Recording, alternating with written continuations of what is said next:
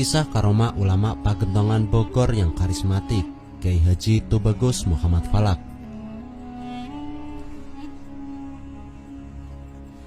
Kyai Haji Tubagus Muhammad Falak bin Tubagus Abbas adalah seorang ulama karismatik yang sampai saat ini masih diziarahi oleh banyak orang. Ini menunjukkan suatu bukti bahwa semasa hidupnya beliau memiliki kedalaman ilmu dan pengaruh yang sangat luas di berbagai khalayak.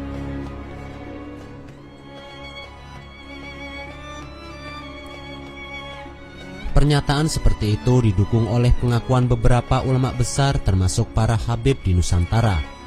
Mereka memberikan pengakuan bahwa Kyai Haji Falak merupakan seorang waliullah.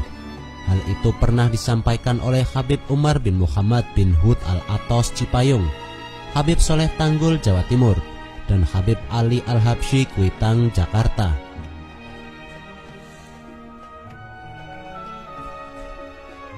Salah satu karomah Kyai Haji Falak adalah ketika 3 hari menjelang wafatnya beliau sempat dikunjungi oleh para gurunya yang telah tiada, seperti Syekh Nawawi Al-Bantani, Syekh Syahid Abdul Turki, Syekh Abdul Karim, bahkan juga Syekh Abdul Qadir Al-Jailani.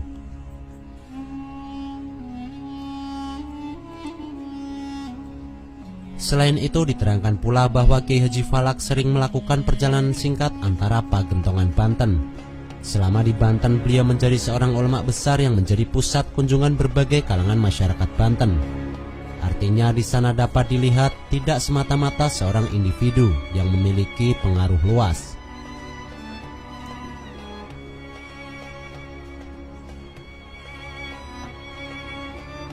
Tapi jelas ada konteks kekaromahan yang dimilikinya dan diyakini khalayak masyarakat yang tidak mungkin dapat dituangkan secara keseluruhan.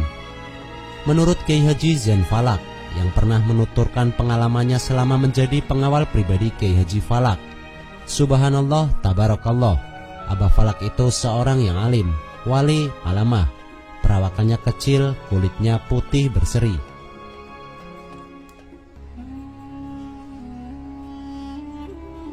Beliau sangat ramah dan selalu tersenyum kepada yang menyapanya, tutur Kyai Haji Zain. Lebih lanjut, lelaki keturunan kelima dari Kyai Haji Falak yang lahir tahun 1940 itu menuturkan, Abah Falak tinggi badannya sekitar 150 cm. Abah selalu memakai udeng atau sorban yang dililitkan di kepala. Wajahnya selalu berseri. Tutur katanya lembut namun tegas dan jelas. Bahkan dikagumi oleh semua orang, baik dengan para ulama, habaib, dan sahabat-sahabatnya yang datang bersilaturahmi kepadanya. Abah Falak dalam berbicara selalu menggunakan bahasa Arab yang fasih, sedangkan kalau kepada santri-santri dan tamunya selalu menggunakan bahasa Sunda atau bahasa Indonesia.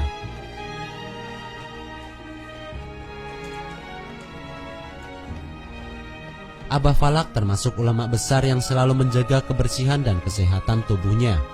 Karena itu sudah menjadi kebiasaan setiap hari memakan 2 telur ayam kampung.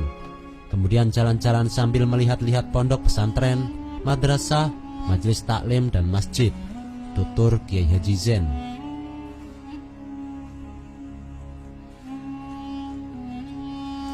Semasa hidupnya Kyai Haji Falak dikenal sebagai seorang yang dermawan. Banyak orang yang datang kepadanya untuk meminta tolong dan beliau selalu memberikan pertolongan kepada orang-orang yang meminta pertolongan. Yang tidak kalah menarik menurut penuturan Kyai Haji Zain, bahwa apabila kedatangan tamu yang niatnya tidak bagus, maka beliau seperti orang tuli.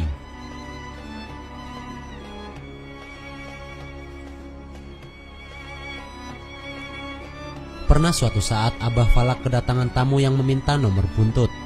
Pada saat orang itu mengutarakan maksudnya, Abah Falak bertanya berulang kali seolah-olah sama sekali tidak mendengar apa yang diutarakan orang itu. Bahkan secara tiba-tiba Abah Falak menyuruh orang itu pulang, ujar Kyai Haji Zain.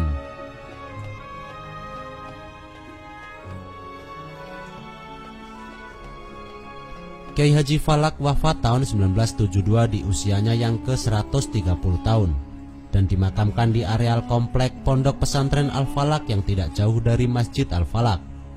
Beliau meninggal karena sakit ringan. Hampir seluruh ulama dan habaib termasuk masyarakat di tanah air banyak yang ikut mensolatkan dan mengantarkan ke tempat peristirahatannya.